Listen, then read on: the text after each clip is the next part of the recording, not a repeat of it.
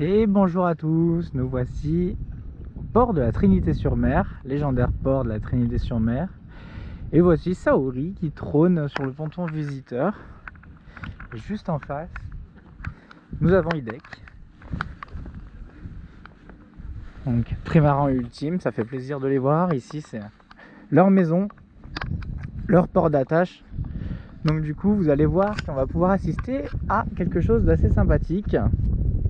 Ici, comme vous pouvez le voir, vous avez Idek et à côté, la place de port est libre. Pourquoi? Parce que nous avons justement Actual Leader qui est en train de remonter le chenal gentiment et on va pouvoir apprécier un petit peu, pourquoi pas sa manœuvre. Moi, j'ai jamais vu un ultime manœuvrer, donc je suis curieux de voir ça. Donc aujourd'hui, les conditions sont idéales. Malgré une faible luminosité, mais sinon les conditions de navigation sont idéales, donc on va voir ça tout de suite. Pour l'instant on va regarder un peu ce qu'il en est pour le bateau.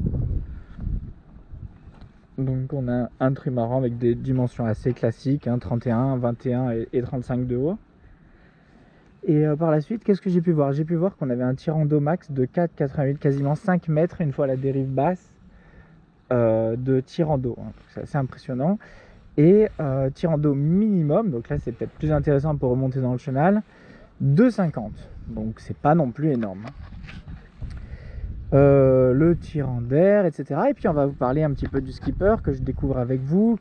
Donc Yves Le Blévec, ou Blévec je pense, donc un nom assez local, qui plus est tellement local puisqu'il vit à la Trinité-sur-Mer. Alors est-ce qu'il est originaire de Palaiseau en banlieue parisienne? Vous voyez, originaire de Paris, mais il s'installe à la Trinité-sur-Mer en 1986. Voilà, et apprend le métier de constructeur naval. Donc ça c'est quelque chose moi qui m'a toujours titillé. Pas forcément constructeur naval, mais travailler dans un chantier naval. Et donc du coup par la suite on peut voir, écoutez, regardez le parcours classique de tous ces grands champions français. On commence avec en solo sur une mini transat avec un mini 650, puis le Figaro Beneteau classique, puis après du multi 50 pour finir sur un ultime. Donc vous voyez que c'est un parcours, quand vous voyez tous ces grands skippers français qui remportent tous ces trophées, souvent ils sont passés par le mini 650 et le Figaro Beneteau. C'est quand même la voie d'honneur la plus compétitive qui, je pense, vous permet de le plus difficilement, mais par contre si vous vous démarquez du lot, forcément il va vous arriver de grandes choses.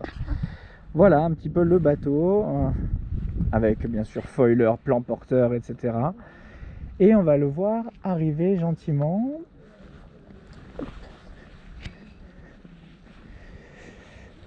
Ah, il est juste là, il arrive.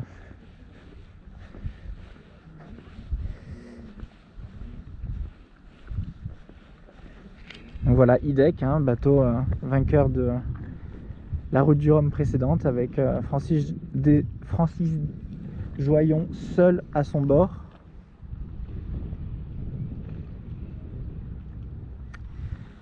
Quand même quelque chose, il ne faut pas avoir à monter au mât trop souvent, je pense.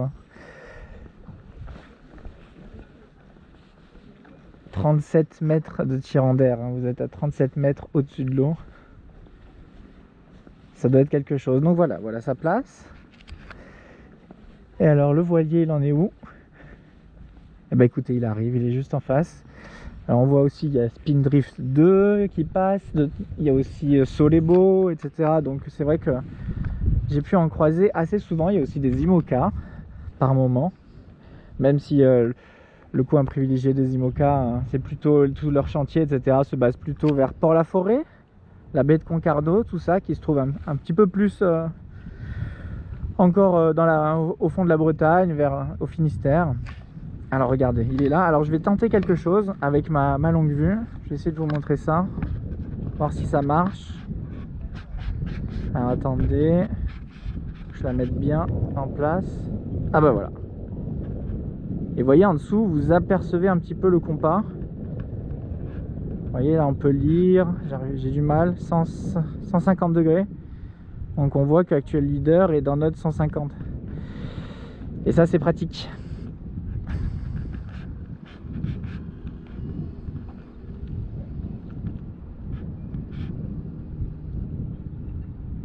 Toute l'équipe arrive, on voit un Zodiac qui est en dessous. Attendez parce que j'ai perdu l'écran.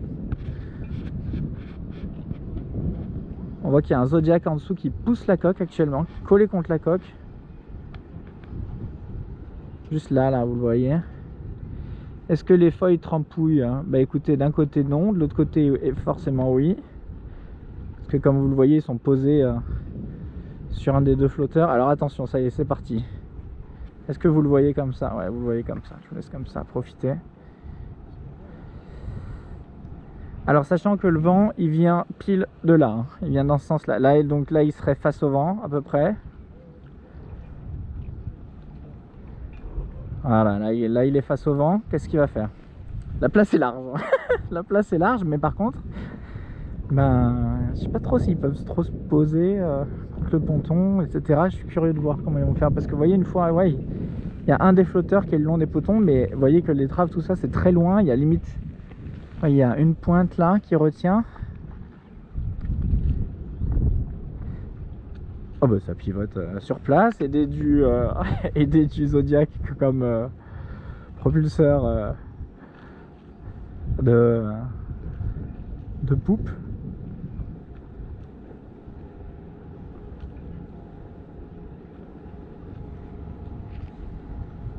Je vais m'asseoir pour être plus stable pour vous.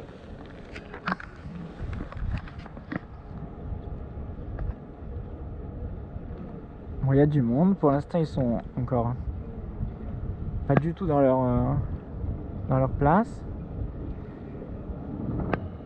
J'ai l'impression que ça remet une marche avant.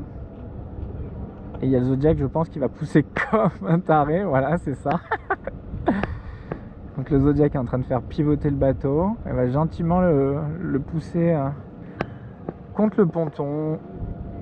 Et puis voilà, et ce qui est bien en plus de ça, c'est que là, il est travers au vent, mais le bateau le pousse face au vent. Donc du coup, ça leur permet de pas foncer. J'imagine que si le vent était dans l'autre sens, ça aurait été toute une autre histoire.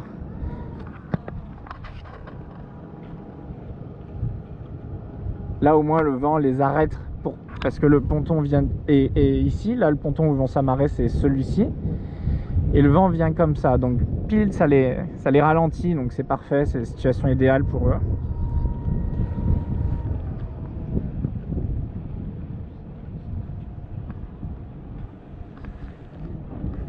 Il y a des appendices de partout. Et hop, il y a quelqu'un qui donne des consignes. Là vous voyez qu'à la main levée. Hop, ça dit stop. C'est parfait, hein. La personne est quand même sous la coque. Elle ne voit strictement rien. Elle doit très bien connaître avec des repères par rapport au taquet, etc. J'imagine. Et voilà qui est fait. Le voilier actuel leader est amarré au port de la Trinité. Bon débarquement. Là, on voit les énormes amarres. Hop, ça passe à l'extérieur.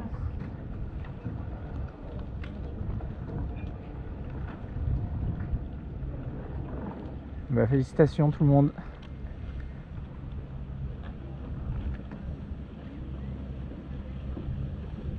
Super, bah écoutez, c'est des belles images. Je vais me relever.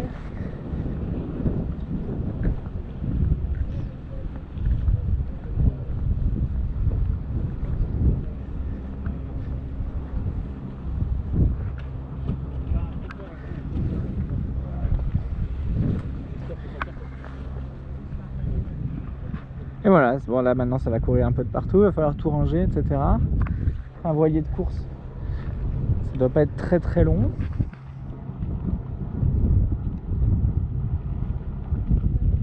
Aïe aïe aïe, il y a l'échelle qui va emmerder. On est passé à l'extérieur de tout du bateau, mais il y a l'échelle qui va bloquer.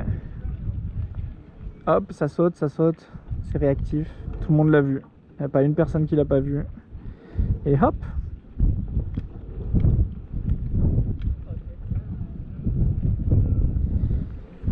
Et bien voilà, félicitations. Écoutez, c'est au moins pour la curiosité. Voilà, ici c'est quand même l'activité principale du tourisme à la Trinité-sur-Mer. Vous voyez le port de la Trinité-sur-Mer. Alors on n'a pas les plus belles couleurs, mais c'est pas immense.